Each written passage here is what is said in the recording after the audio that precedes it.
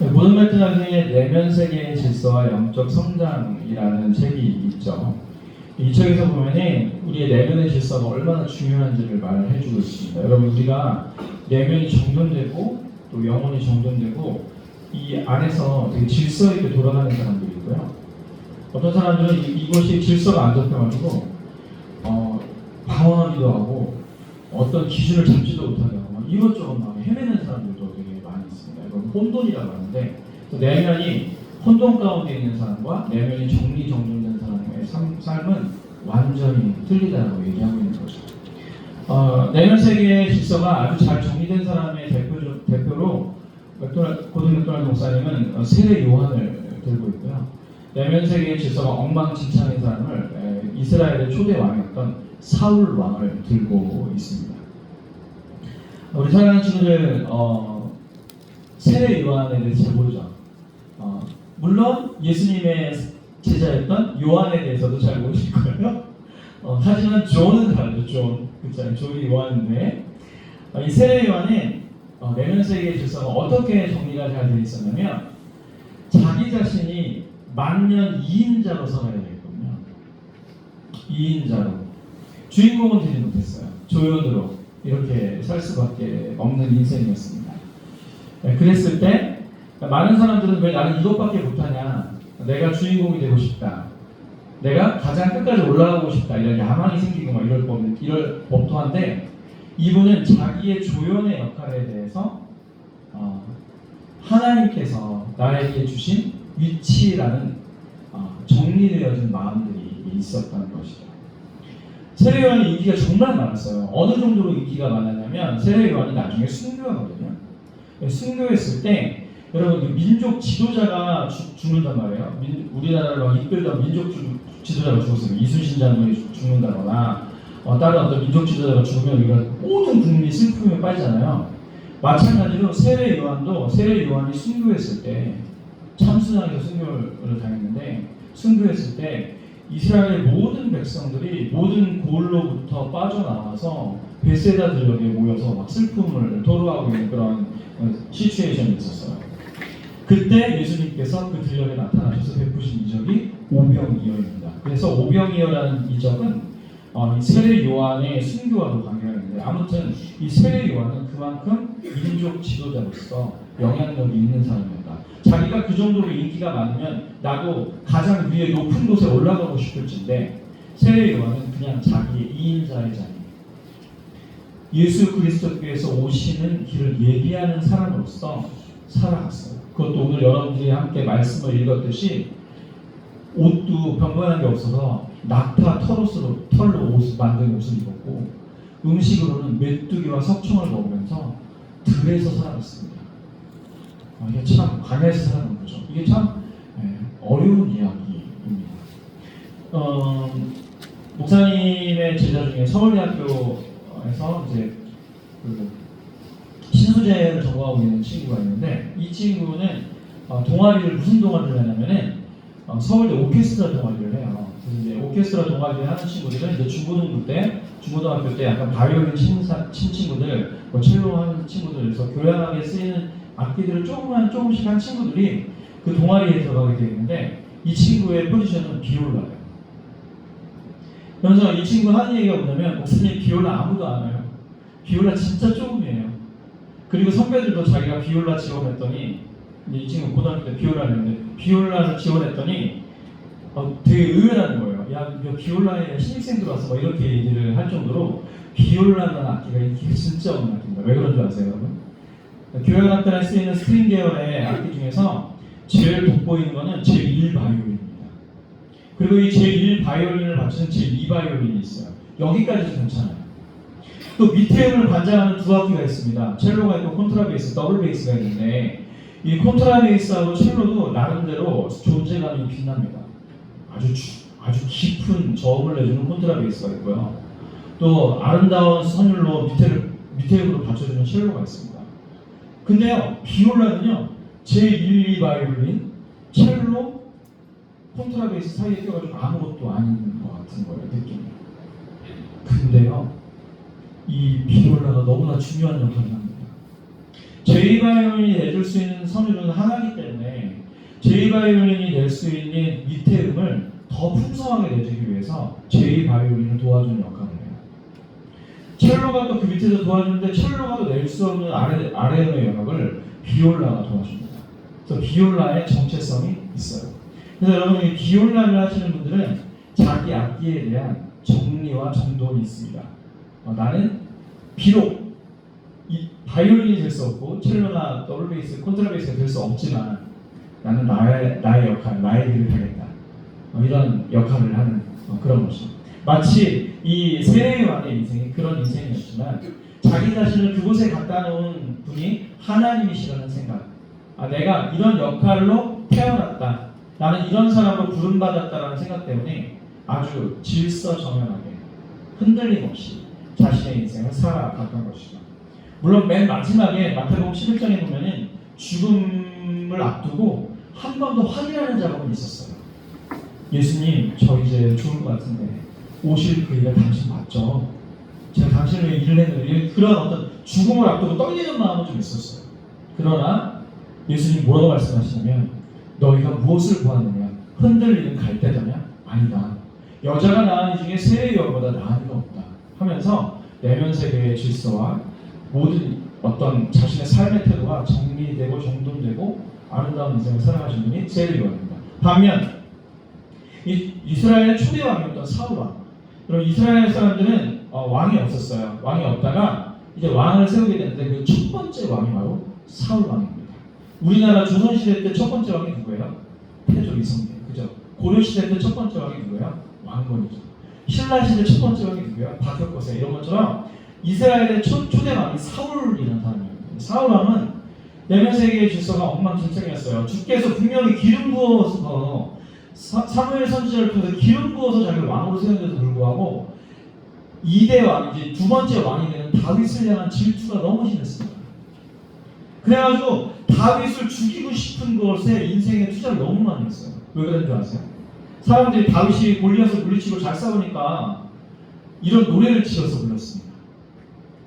사울은 천천히고 다윗은 만만이다.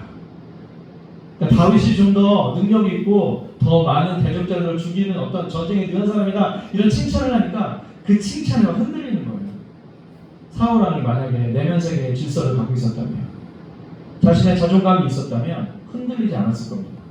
근데 명성을 쫓다 보니, 높은 곳을 쫓다 보니, 비교당하다 보니 불안한 거예요. 여러분, 우리는 어떤 고난 속에 살고 있냐면 바로 이런 고난 속에 살고 있습니다. 넘겨주세요. 경쟁과 비교의 고난.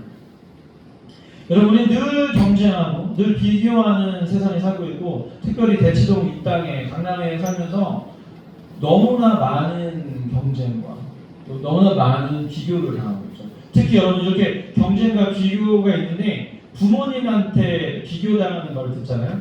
그럼 이제 그때부터는 더 힘들어지는 거예요. 남의 집에는 이런데 넌 왜 그러냐?